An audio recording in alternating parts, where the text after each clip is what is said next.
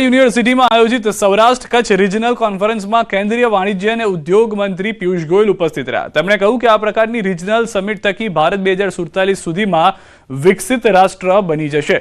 અમેરિકી સંસદમાં ભારતીય ચીજવસ્તુ પર 500% ટેરિફ લાગુ કરવાના પ્રસ્તાવ મામલે પત્રકારોના સવાલ પર પિયુષ ગોયલ મૌન રહ્યા।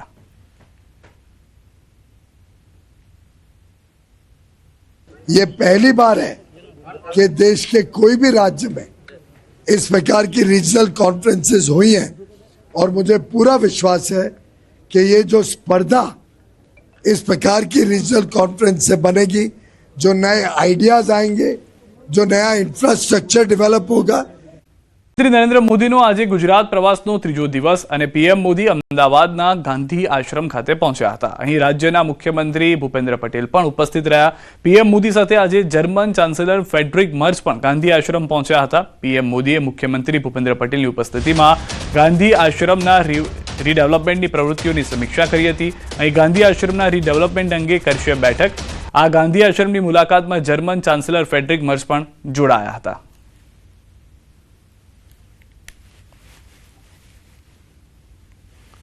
ગાંધીનગરના મહાત્મા મંદિરમાં પ્રધાનમંત્રી નરેન્દ્ર મોદી અને જર્મનીના ચાન્સલર ફ્રેડરિક મર્ચ વચ્ચે દ્વિપક્ષીય વાતચીત થઈ હતી, જેમાં વેપાર રોકાણ મુદ્દે ચર્ચા થઈ, જે અંગે ભારત સરકારના વિદેશ મંત્રાલય દ્વારા પ્રેસ કોન્ફરન્સ યોજી માહિતી આપી હતી। ભારત જર્મની દ્વિપક્ષીય વેપાર $50 બિલિયન ને પાર થઈ ગયો છે અને India Germany centre of excellence સ્થાપિત થશે।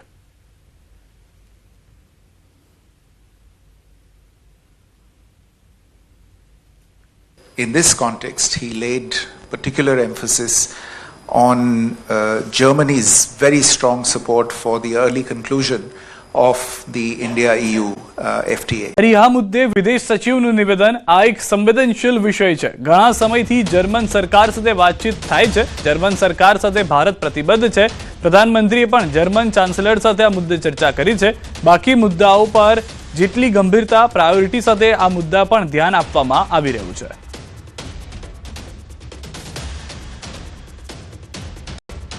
हम जर्मन सरकार के साथ प्रतिबद्ध हैं इसको पूरी तरह से और हर स्टेज पे इसके बारे में बात करने का। और हाँ, प्रधानमंत्री जी ने भी इसके बारे में चांसलर मर्च से इस चीज़ का जिक्र किया। तो हम इसके साथ इस इशू को लेके जर्मन सरकार के साथ इसको फॉलो अप करते रहेंगे और हमेशा हर कदम पे हम परिवार के साथ रहेंगे। યુનિવર્સિટીની આર્ટ્સ ફેકલ્ટી કેન્ટીનની ઘટના। એક વિદ્યાર્થી પર અન્ય વિદ્યાર્થીઓએ બેલ્ટથી હુમલો કર્યો હતો। હુમલાખોર વિદ્યાર્થીએ અપશબ્દો બોલી બેલ્ટથી માર માર્યો। અન્ય વિદ્યાર્થીઓમાં પણ થઈ ભાગદોડ। સિક્યુરિટી ગાર્ડ મુખ પ્રેક્ષક બન્યા। કેન્ટીન બહાર અસામાજિક તત્વોનો જમાવડો। સાંજના સમયે આર્ટ્સ કેન્ટીન બહાર જમાવી દે છે અડીંગો। આર્ટ્સ ફેકલ્ટીની કેન્ટીન હંમેશા રહી છે વિવાદોના ઘેરામાં। તો વડોદરાના આર્ટ્સ કેન્ટીન બહારના લુખ્ખા તત્વોના અડીંગાને લઈને આ સમાચાર જે આપ જોઈ રહ્યા છો। કેન્ટીન બહાર અસામાજિક તત્વોનો જમાવડો અને ત્યારબાદ મારામારી જેવી ઘટના પણ જોવા મળી રહી છે। વધુ માહિતી ન્યૂઝ 18 સંવાદદાતા હાર્દિક પાસેથી મેળવીશું। હાર્દિક, સમગ્ર ઘટના શું ઘટી છે, શું જાણકારી છે આ વિડીયોને લઈને?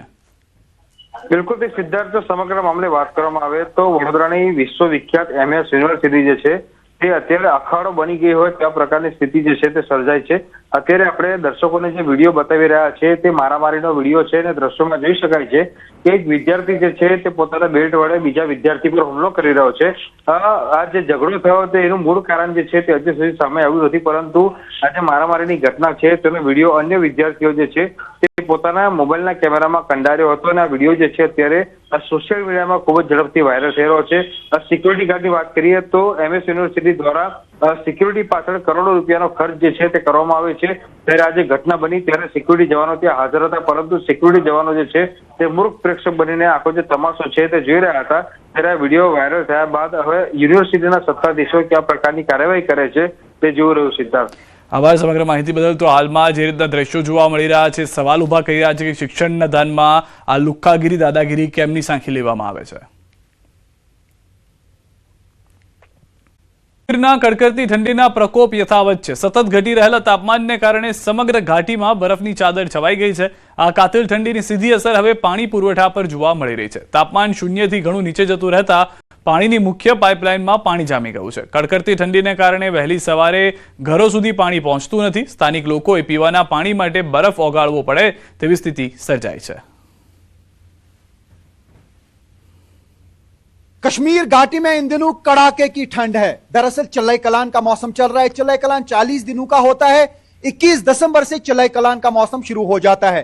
चिल्लाई कलान के दौरान पानी जम जाता है, जो नदी नाले हैं वो फ्रीज हो जाते हैं और आप देख सकते हैं किस तरीके से वाटर पाइप्स के इर्द गिर्द यहां पे सब कुछ जम गया है। तो यह है आजकल कश्मीर में सर्दी का हाल। आप देख सकते हैं कि किस तरीके से वाटर पाइप्स के इर्द गिर्द सब कुछ फ्रीज हुआ है। पानी पाइप्स में जम जाता है, घरों तक नल का पानी नहीं पहुंच पा रहा है।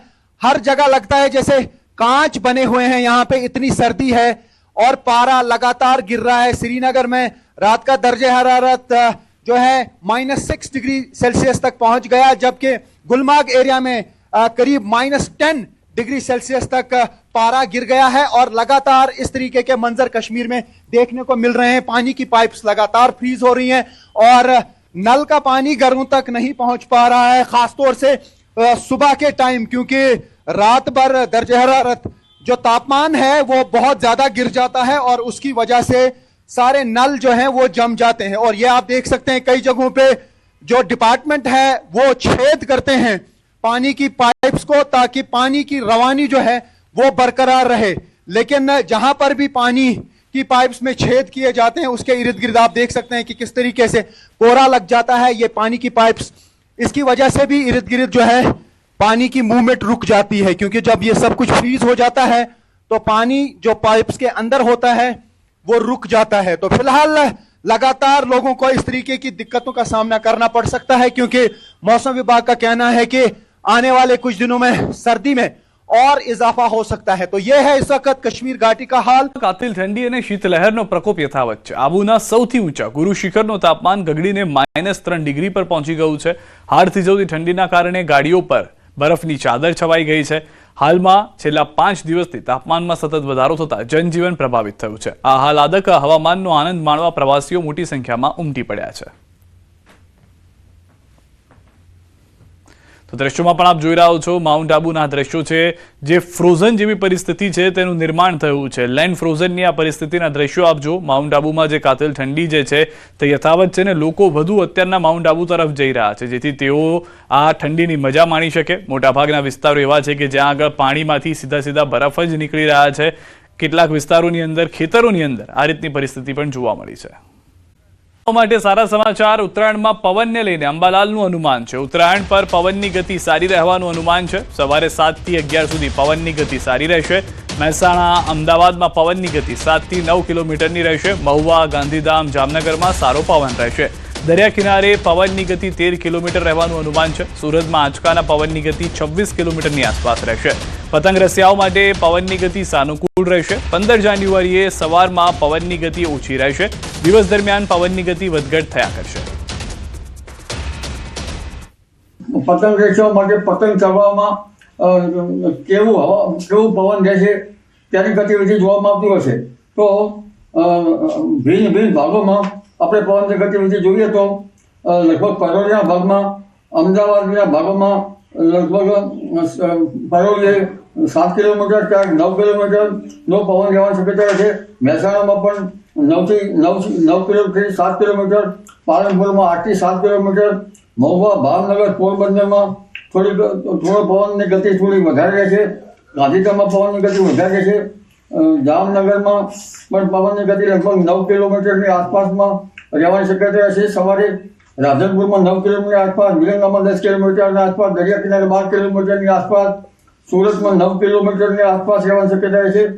સવારના ભાગમાં પવનની ગતિ 9 થી 7 કિલોમીટર રહેવાની શક્યતા રહેશે।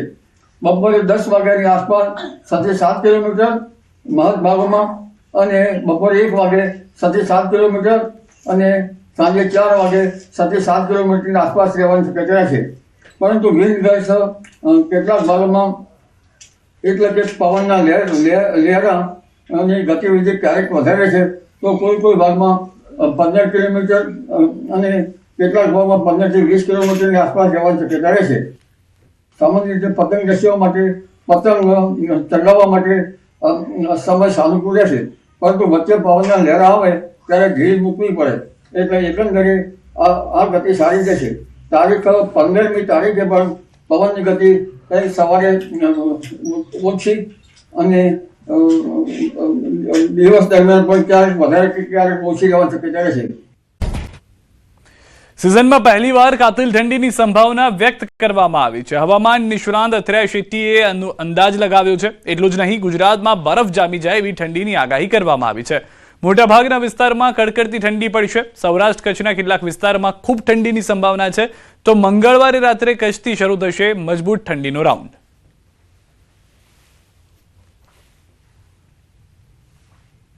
दो तीन दिन में काफ़ी ज़्यादा संभावना है कि जो कच्छ के ग्रामीण इलाके हैं और कच्छ के कुछ इलाकों में लगभग 0 तक तापमान पहुंच सकता है, क्योंकि 3 डिग्री तक तो गिर चुका है और अभी फिर से और ठंड बढ़ने वाली है, तो 0 तक एक आध जगह पे तो ज़रूर पहुंच सकता है.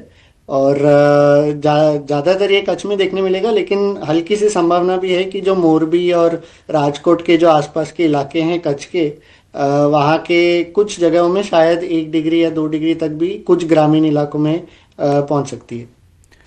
તો આ તરફ પશ્ચિમ સૌરાષ્ટ્રમાં પણ કડકડતી ઠંડી પડવાનું અનુમાન લગાવ્યું છે અથર્યા શેટ્ટીએ. તેઓએ જણાવ્યું કે કચ્છમાં ગ્રામ્યમાં 0 સુધી પહોંચી શકે છે તાપમાન. તો કેટલીક જગ્યાએ જામી શકે છે ઝાકળના બિંદુ. એટલું જ નહીં, અનેક જિલ્લામાં 10થી નીચે પહોંચી શકે છે તાપમાન, જ્યારે ગુરુવારે ચરમસીમા પર હશે ઠંડી.